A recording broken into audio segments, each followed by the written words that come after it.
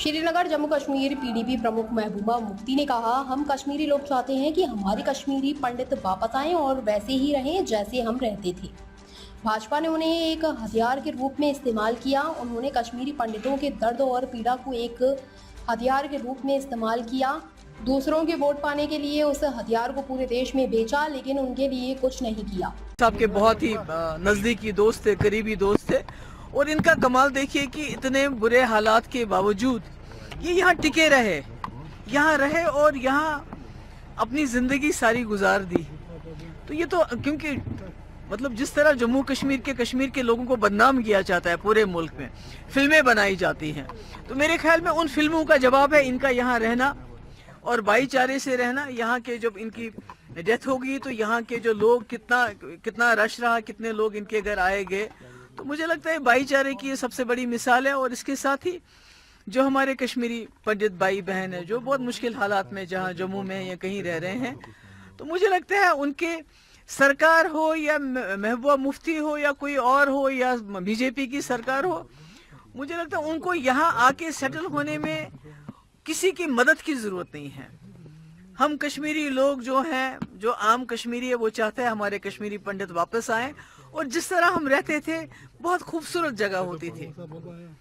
मतलब जब मिलजुल के आप रहते हैं, कश्मीरी भी है, पंडित भी है, सरदार भी है, बुद्धिस्ट भी है, क्रिश्चियन भी है, मुसलमान भी है, तो उसकी एक अपनी शक्ल होती है। तो उनका मैं समझती हूँ रोशन लाल जी का यहाँ इन हालात में रहना, तो ये एक सबक है जो आज मुल्क में हो रहा है।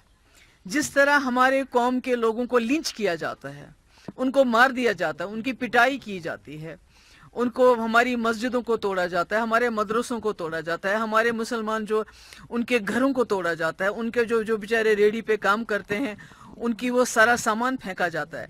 तो मैं समझती हूँ कि मुल्क के जो हमारे लोग हैं, जो हमारे हिंदू भाई बहन हैं, जो ज़्यादातर सेक्युलर हैं, वो ये तोड़ फोड़ नहीं करना चाहते हैं। तो मैं कहती हूँ उनके लिए ये सबक है कि रोशन लाल जी इतने मुश्किल हालात में यहाँ रहे और मुसलमान और कश्मीरी पंडित आपस में जिस तरह मिलजुल के रहते थे उसी तरह आज भी मिलजुल के रहने के लिए तैयार हैं। बात है जिसको आप जवाब देना शायद पसंद करेंगे।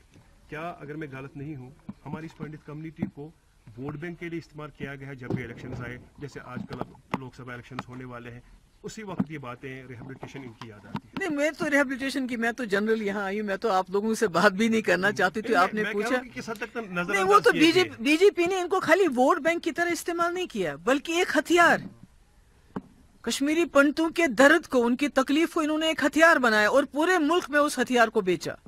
उस हथियार को पूरे मुल्क में इस्तेमाल किया दूसरों के वोट लेने के लिए।